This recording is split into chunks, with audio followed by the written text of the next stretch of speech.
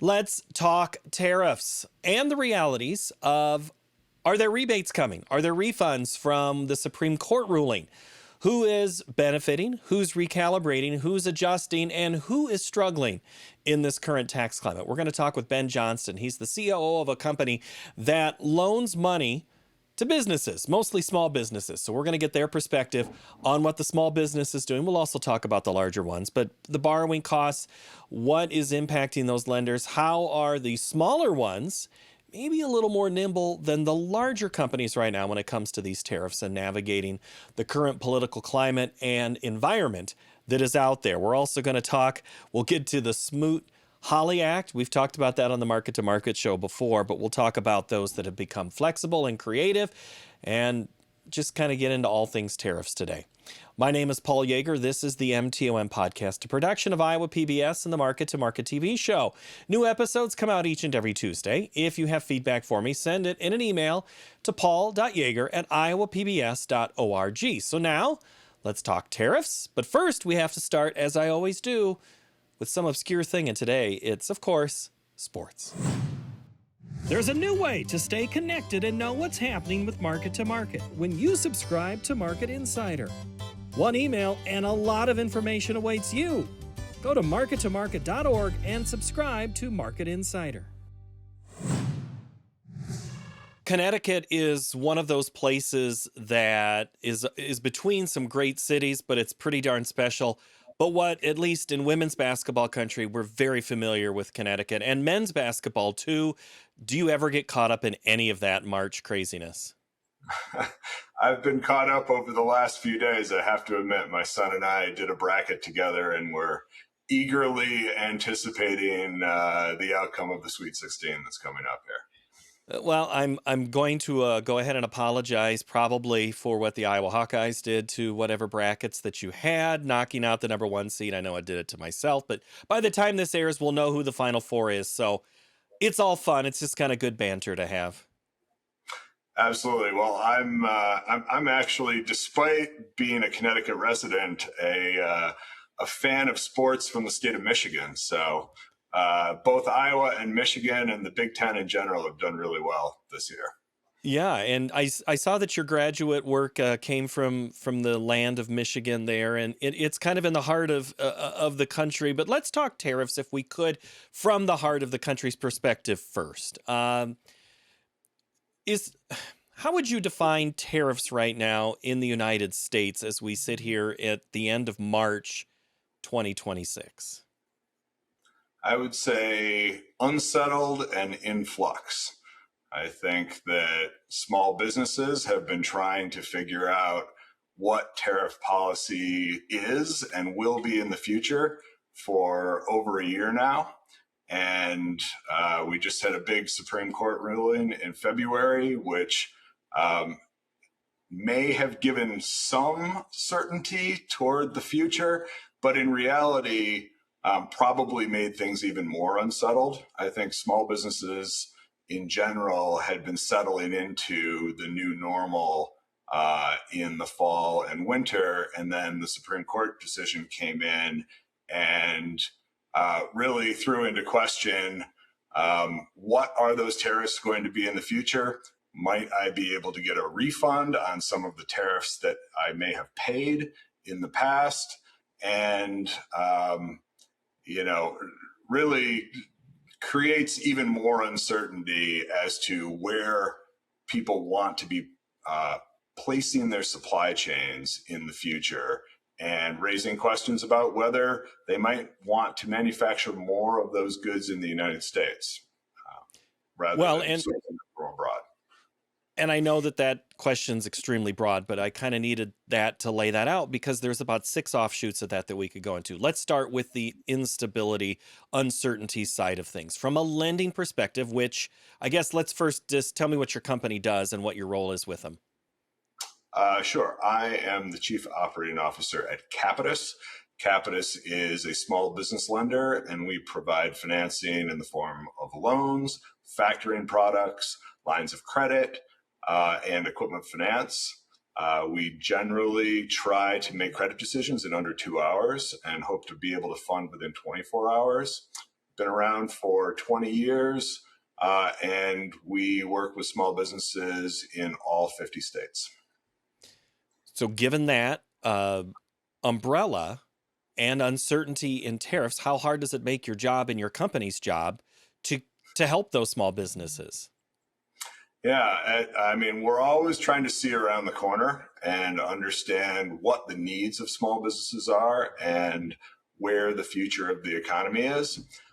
But in reality, small businesses are some of the most flexible and creative groups of people in the country, and they are always finding opportunity even in challenging economic times. And so we have seen consistently growing demand for capital from small businesses throughout our 20 years of existence.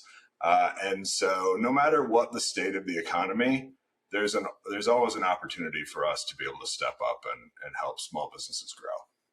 And when you've been saying small business, I guess, how small are we talking here? Are we talking 2 to 5 employees all the way up to like 100? Is that how you define it as small? Absolutely. We also look at revenue. So anywhere from maybe $500,000 in annual revenue up to $20-25 million. We can go larger than that. It just tends to be more in that sweet spot of $500,000 to 20-25 million. But we can lend as small as $10,000, and we can lend all the way up to a couple of $1 million if that's what's needed for our small business customer base.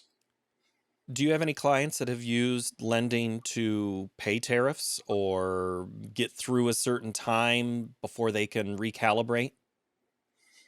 Absolutely. I think they use money to fund all kinds of different business activities. We've also seen a number of businesses come to us and say tariffs are going to be imposed on goods that we import in the future, and we have an opportunity to buy these goods before those tariffs go into place, or potentially at a discount, as suppliers are trying to unload as much as they possibly can right now. So we're looking for capital to help us front load some of those purchases.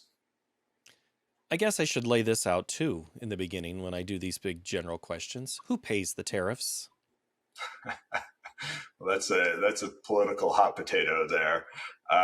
But if you trust the New York Fed and a report that they put out last fall, they would say that somewhere between 86 and 94% of all tariffs paid between January and November of last year were paid by either the importing company or ultimately the American consumer who consumed those products. They found that actually a relatively small amount of the tariffs were actually paid for by the company overseas that was selling the product into the United States. And then it's somewhat of an open question as to how much the importer actually passed on to the consumer and how much margin reduction they were willing to take. But I've seen estimates that say, at least 60 to 70% of that probably ultimately gets passed on to the consumer. Say that number. Say that number again right there. I missed that. Yeah, What number? I would. The estimate, some of the estimates I've seen is at least 60 to 70% of the tariff cost is ultimately reaching the end consumer. Those numbers are somewhat outdated, and I would say that as tariffs become more and more permanent over time, you'll see that number go up because businesses can try to hold off on raising prices and accept some level of margin reduction for a certain period of time. But over the long run, all things have to equal out, and people will find an equilibrium of margin in their business that they need to operate with. And so ultimately, the future tariffs will end up being passed on all the way to the end consumer. especially in an economy like we have today, where rising energy prices are also uh, leading to meaningful margin reduction in the small business P&L. And as a result, these small businesses are really, working with multiple forces that are making it difficult to operate with sustainable margins. And P&L, you mean products and liabilities? Is that what you meant? Right, profits and losses. Profits and losses. There you go. The income statement Yep. of a small business. Okay, let's go then to the impact tariffs are having on inflation in general. Is there a way to extract the Yeah. stubbornness of that, or is that another even hotter potato? Uh, I think where rising prices come from is somewhat of a scientific experiment and somewhat of a political talking point. But there's no doubt that tariffs drive up the cost of goods across the economy.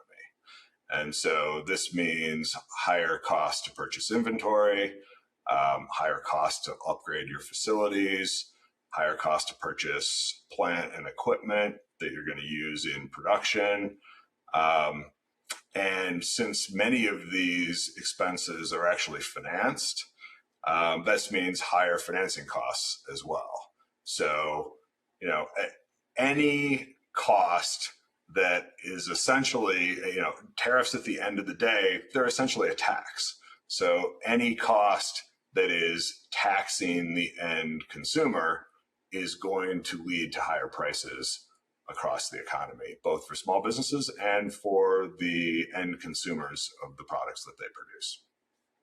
All right, let's take it now to the part where the tariffs were to encourage more American companies to source things locally or in the country or move operations from another country inside our borders. Do you have exact situations where that has happened? I don't have a lot. I don't have a specific example where someone has come to us and said, "Hey, I'm a new business, and I've decided to start a new manufacturing facility in the United States, and so I'm raising capital for that." Most of the businesses that we're funding have been in operation for several years. That being said, I think there's ample evidence that the manufacturing base in the country is beginning to grow, and that there is a trend toward repatriation of manufacturing back to the United States. To some extent, I think this was happening before the tariffs went into place.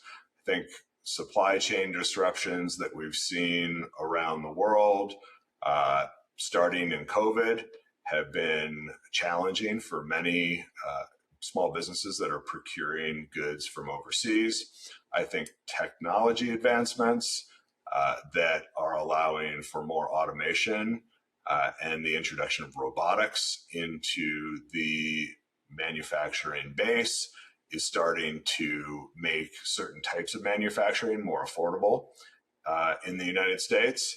And then obviously the tariffs have put real financial incentive into producing goods here in the US. And, oddly enough, the current hostilities in the Middle East, which are threatening the Strait of Hormuz and the ability to get oil out of the Middle East, actually is on a relative, while it's not good for small businesses or small business margins, on a relative basis, it makes energy costs here in the United States somewhat cheaper than they are in many of the manufacturing locations that we import so much from in Asia. And so if the relative cost of energy is lower in the United States than it might be in China or Vietnam or another major Asian manufacturing area, that only makes the opportunity to manufacture in the United States potentially more valuable. And so, I expect that we will continue to see a trend toward the repatriation of manufacturing into the United States. And the data shows, and yeah, when you said before you said China, I was going to interrupt you and say cough, cough, China, China is what you were alluding to right there. Exactly. Okay, so China is the biggest producer in Asia, the biggest manufacturing producer in the world, hands down. There's really no one that rivals them in terms of pure exports. And I guess the out of COVID into the supply chain challenge was really the first step into putting things back, changing our outlook on how we just in time stocking, manufacturing, shipping, stockpiling. That changed us a little bit and emphasized the importance of having things that can be here, not necessarily go through San Jose or Savannah or Los Angeles, Long Beach, wherever. That has changed some of that discussion as well. So it's not just COVID, but it's the offshoots of it that we've all kind of reevaluated all of these prior, I guess you would say, constitutional wisdom or conventional thinking. Is that right? That's right. The supply chain was really, really difficult to manage for many small businesses from the moment COVID began all the way through once we started to emerge from COVID, and there was really an excess of funds that had been pushed into the economy that gave consumers a tremendous amount of purchasing power and a tremendous amount of demand. And that led to shortages. There had been all kinds of disruptions in terms of getting goods from countries that were in various stages of lockdown onto ships and through ports in the United States that were also in various stages of lockdown. It was a very challenging time on the procurement side for small businesses. Is there a, I guess,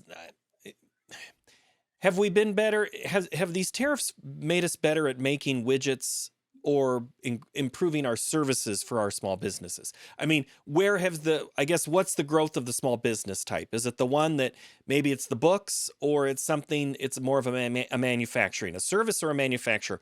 Which one has benefited better from higher tariffs?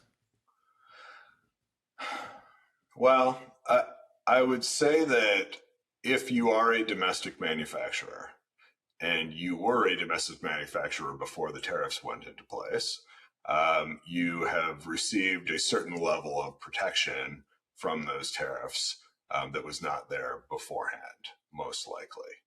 I think that gives domestic manufacturers some additional room to grow.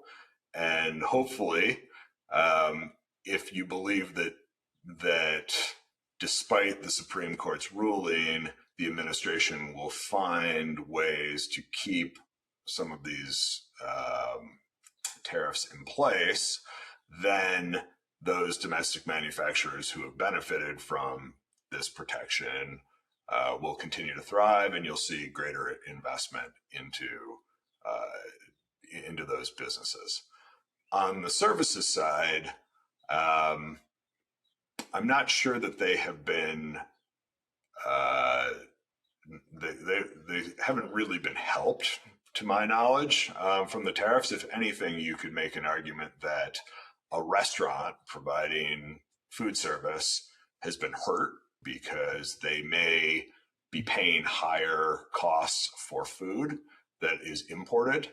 The same as a contractor may have been hurt because the cost of raw materials is likely higher than it would have been otherwise, because it is domestically sourced and therefore more expensive. So you can make an argument that certain parts of the economy are benefiting while arguably much larger parts of the economy have been hurt in some ways. But keep in mind, we also had an extension of the tax cuts that came in with the Trump administration as well. And I look at tariffs as really being a tax, which counteract the tax cuts that we saw for businesses during the first Trump administration, and then were extended through in 2025 when legislation was passed to extend them. So one tax is a bit more regressive than the other tax. A tariff is a tax on all consumers at the level that they consume, whereas the tax cuts really benefited those who had assets and businesses more than ultimately benefited the end consumer. So they're different taxes, but they had counteracting impacts on small businesses And overall. two types of groups is what you're saying. Hurts Yeah, one on the regressive side for the right. consumption of the goods and Yeah, services. That's why a sales tax harder for a lower income, somebody under 100,000 per year income right. versus the above. And then that just, does that put a farther wedge in that divide? It could, and I think economists may make that argument. I would, I personally feel like we're operating in what they call a K-shaped economy, Ah, where the old K shape. Yeah. right, where the top end of American consumers are experiencing, pretty good economic times. These are people who may be a bit older. They have had the opportunity throughout their life to accumulate wealth. They own real estate. They were educated long enough ago that they either were able to pay off their student loans or they didn't have too many student loans to begin with. Whereas younger people haven't had the time to be able to accumulate that wealth and are now facing an economy where it's harder and harder to make ends meet, and asset prices have grown a lot over the last 15 years, and they feel somewhat priced out of the market. And that is orienting where consumer spending is going, and therefore is orienting where businesses are trying to provide services. So if you're a business that's focused on the top half of that K, you're probably doing pretty well. If you're a small business that's focused more on the bottom end of the consumer landscape, then you have to be very, very, very judicious as to how much of your cost increases you can really pass on to the end consumer without seeing a big fall off in consumption. Let's circle back to one of the things you said at the beginning on the refunds of these tariffs, and if that is coming. Is it worth it for a business to try to chase some type of refund from the Supreme Court ruling? Well, I think this is a really big open question that has not been resolved yet. So the Supreme Court just didn't rule on this point. And by not ruling, they've essentially left it to Congress to decide what to do, or to subsequent lawsuits that will work their way through the courts and force them to rule at some point should they decide to pick up this question. The Democrats have put forth several bills, one of which is the Small Business Relief Act. This really hasn't been taken up by Congress in a serious manner, and it's hard to imagine that something like this is passed until after the midterms, if it's passed at all. If it were to be passed, there would be an automatic payback to all of those who paid tariffs over the 2025 year really up until the Supreme Court's decision. So in theory, the businesses wouldn't have to sue. The issue is the refund would go back to those who actually cut the check at the point of entry to get the goods into the country. However, as we've talked about, a decent amount of that cost was passed directly on to the end consumer. And Hmm. so you wouldn't see consumers getting a direct benefit from this unless that benefit trickled down through lower prices in the future. And businesses are reluctant to lower prices. They might keep them stable for a long, long time, but it's hard to see prices go down. It's easy to see them go up, and that's across the board. That's not an indictment of anybody, but that's just the way it works, right? It's the way it works. And, in a healthy economy, you generally don't like to see prices drop because deflationary spirals can be very destructive to future growth and demand.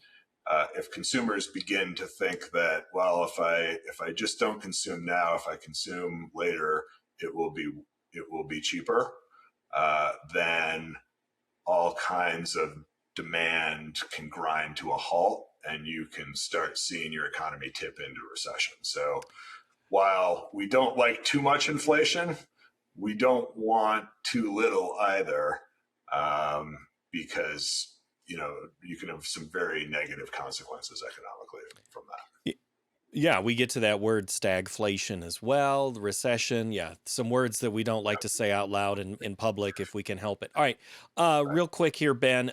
Look at this from a historical perspective for me for a minute.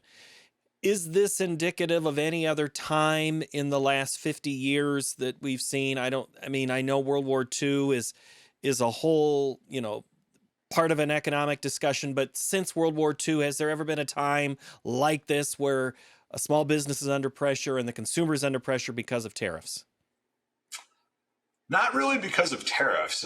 Tariffs haven't been a large part of economic policy, in my understanding, since the Smoot-Hawley Act, Hmm. which was, a Hoover administration initiative, and led to what many believe was a deepening of the Great Depression.